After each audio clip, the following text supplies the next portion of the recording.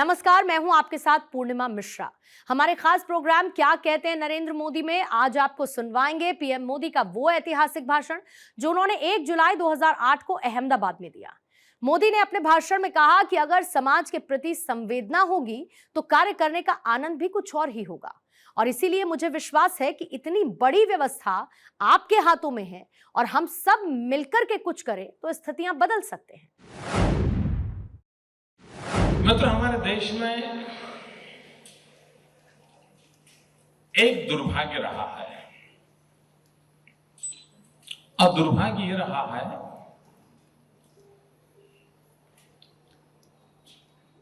कि पूरे देश को कहां जाना है,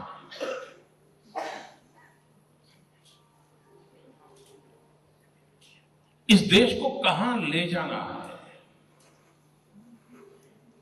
और जहां जाना है उस यात्रा में किसकी क्या भूमिका है, किसका क्या दायित्व है, किसने कब क्या करना है, उन विषयों पर एक मन निर्माण नहीं हुआ। जब देश आजादी का आंदोलन लड़ रहा था, अगर कोई बम बंदूक और पिस्तौल से आजादी के लिए कोशिश कर रहा था तब भी उसको मालूम था मुझे देश को आजाद करना है। कोई सत्य, अहिंसा और सत्याग्रह के मार्ग पर चलता था, उसे भी मालूम था मुझे देश को आजाद करना है। कोई खादी बुनता था, उसको भी लगता था मुझे देश को आजाद करना है। कोई सफाई का अभियान चलाता था तो उसको भी लगता था मुझे देश को आजाद करना था। उस समय के हर देशवासी का मन एक निश्चित दिशा में जा रहा था। मार्ग भिन्न भिन्न हो सकते हैं, साधन भिन्न भिन्न हो सकते हैं, सामर्थ्य अलग हो सकता है, गति डिफरेंट हो सकती है, लेकिन सबका गोल एक था और हर किसी को पता था गोल क्या है और हर किसी को भरोसा था कि मेरा बगल वाला भी वहीं जा रहा है। आजादी के बाद गत 60 साल में हम ये मन बनाने में सफल नहीं रहे मित्रों। कमी किसकी रही, मैं उसकी आलोचना करने आपके बीच नहीं आया। दोष किसका था, जिम्मेवार कौन था, ये गिनाना मेरा काम नहीं है, लेकिन इस हकीकत को समझने की आवश्यकता है कि अगर हम जिस मिजाज के साथ आजादी को पाने के लिए चल पड़े थे, उसी मिजाज के साथ देश को आगे बढ़ाने के लिए चले जाते हैं तो दुनिया के वो देश, छोटे छोटे देश जो हमारे बाद आजाद हुए आज विश्व में ऊंचाइयों पर पहुंचे हैं। 100 करोड़ का देश इस प्रकार से बैकवर्ड कंट्री की कतार में नहीं खड़ा रहता। दोस्तों, क्या अभी भी समय गंवाना है या संकल्प करना है? अगर हम सब मिलकर के एक दिशा में चलेंगे तो परिणाम तुरंत मिलेगा मित्रों। परिवार का भी देखा होगा आपने, जिस परिवार के लोग मिल बैठ करके तय करते हैं कि भी आने वाले 2 साल 3 साल में इस दिशा में जाना है, ये करना है, ऐसे करना है, तुम ये करो, तुम ये करो, 2 बच्चे हैं, बेटी है, जो भी हो, मिलकर के बना लेते हैं, वो परिवार खड़ा हो जाता है।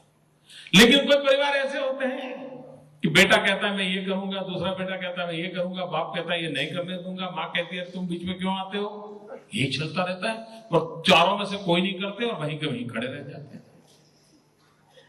जो हाल परिवार का होता है वही बड़े स्वरूप में देश का होता है। और इसलिए मुझे लगता है कि जितनी भी इस प्रकार की व्यवस्थाएं हैं, उन व्यवस्थाओं के बीच में अगर संवाद होगा, अगर एक दूसरे की विकास की कल्पनाओं को हम समझेंगे तो मैं समझता हूं कि हमारी शक्ति देश को समस्याओं के मुक्ति दिलाने में काम आएगी। लेकिन अगर हम सब मिलकर के कोशिश नहीं करेंगे तो मित्रों स्थिति क्या बनेगी? एक दिन किसी को कोई पैजामा भेंट दे दे, 2 साल के बाद कोई उसको कुर्ता दे दे। जब कुर्ता देगा तो पैजामा फटा होगा, तो वो तो फटा ही फटा नजर आएगा। लेकिन कोई मिलकर के तय करे भाई तुम कुर्ता देने वाले हो, तुम पैजामा देने वाले हो, चलो अपन दोनों एक साथ दे दे, कम से कम एक इंसान तो अच्छे कपड़ों में दिखाई दे।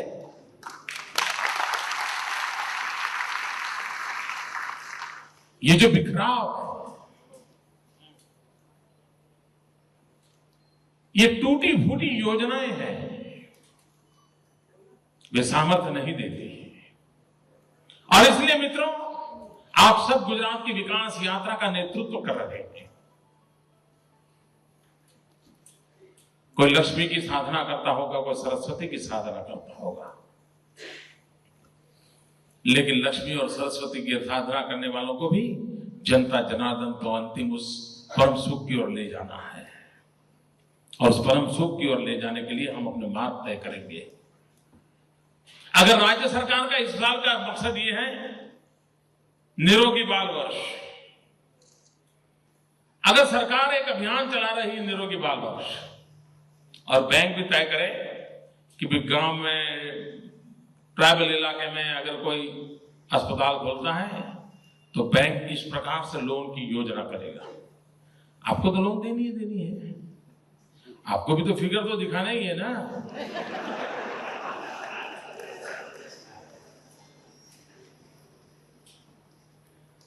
क्यों न एक दिशा में जाए? मित्रों, जैसे ही सरकार ने इस बार कहा है, मेरा फोकस है ह्यूमन डेवलपमेंट इंडेक्स। मित्रों, देश आजादी के 60 साल के बाद ह्यूमन डेवलपमेंट इंडेक्स में हम दुनिया में 126वें स्थान पे खड़े हैं। क्या किसी ने तो स्थिति को बदलने का फैसला करना पड़ेगा। मित्रों, हिंदुस्तान में कोई करे या न करे, हम गुजरात में करना चाहिए।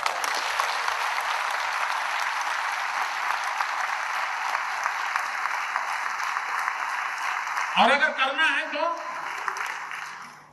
ह्यूमन डेवलपमेंट इंडेक्स की मैं बात करता हूं तब पीने का शुद्ध पानी पहुंचता है क्या? गरीब आदमी को आरोग्य की सुविधा मिलती है क्या? गरीब से गरीब का बच्चा पढ़ सकता है क्या? इन प्राथमिक आवश्यकता है।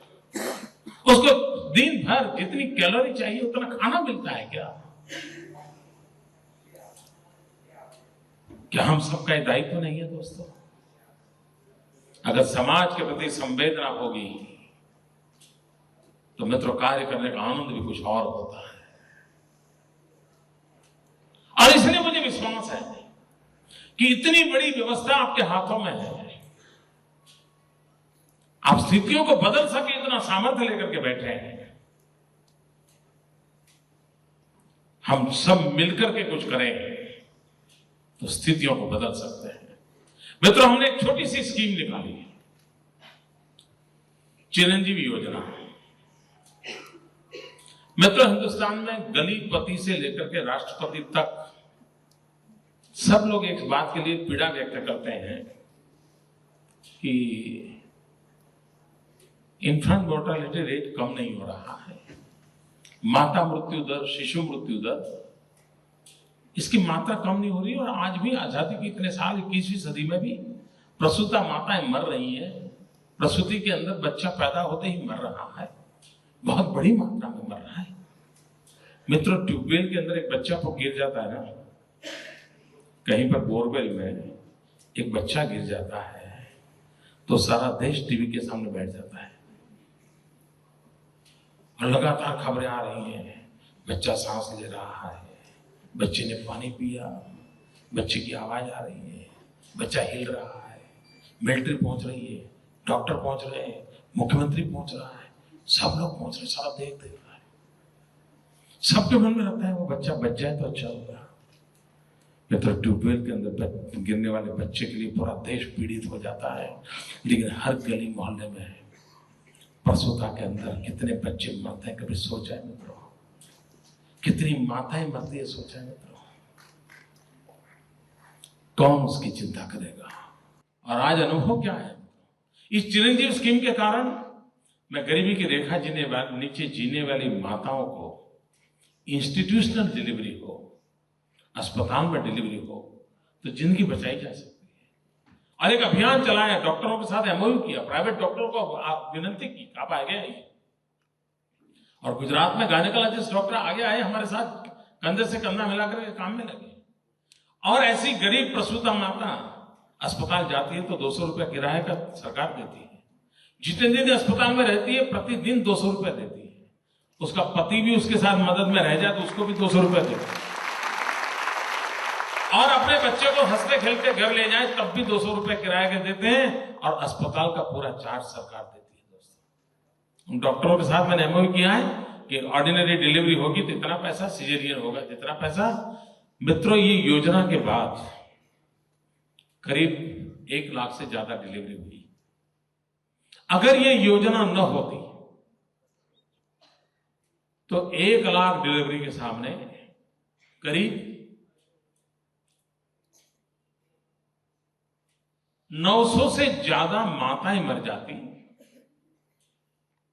और 5000 से ज्यादा बच्चे मर जाते। मित्र, इस योजना का परिणाम यह हुआ कि मात्र 40-45 बच्चे मरे और शायद 8 या 10 माताएं मरी, बाकी सबकी जिंदगी बच गई।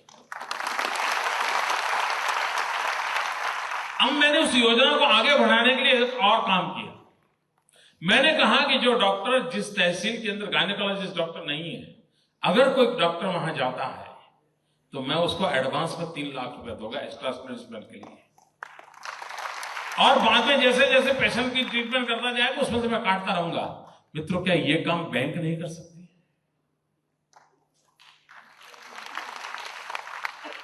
ये मेरा कहने का तात्पर्य ये है मित्रों कि अगर हम मिलजुल करके काम करें, और मुझे विश्वास है अगर ये बात मैंने पहले आपको बताई होती तो पटनायक जी ने कर भी दिया होगा। मैं ये शिकायत करने नहीं आया, मैं समझाने आया हूं मित्रों कि हम अगर मिलकर काम करें। मित्रों, आज राज्य सरकार ने एक अभियान चलाया है। मित्रों, अगर पानी बचेगा तो मानव जात की बहुत बड़ी सेवा होने वाली है। क्या इस जल संचय के लिए स्टेट बैंक ऑफ इंडिया को रोल कर सकती है? मैंने एक अभियान चलाया है ड्रिप इरिगेशन का। मित्रों, एक एक बूंद पानी मुझे गुजरात में बचाना है। और मित्रों, आज आपकी बैंकों में रुपये आ रहे हैं, उसका मूल कारण है गांव के अंदर समृद्धि आई है। और गांव के अंदर समृद्धि इसलिए आई है कि कभी गुजरात के अंदर एग्रीकल्चर इनकम 9,000 करोड़ रुपया थी, आज एग्रीकल्चर इनकम 34,000 करोड़ रुपया। अब ये 9,000 करोड़ से 34,000 करोड़ तक पहुंचे, ये रुपये जाएंगे कहां?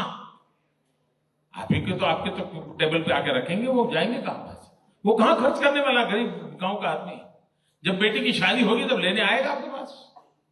आज बैंकों के पास इतने डिपॉजिट आ रहे हैं, इतने पैसे आ रहे हैं, उस एग्रीकल्चर सेक्टर के कारण आ रहे हैं। और वो एग्रीकल्चर सेक्टर में सफलता इसलिए मिली है कि सरकार ने जल संचय का एक अभियान चलाया, चेक डैम बनाए, बोरी बांध बनाए, खेत तालाब बनाए, जल मंदिरों का निर्माण किया।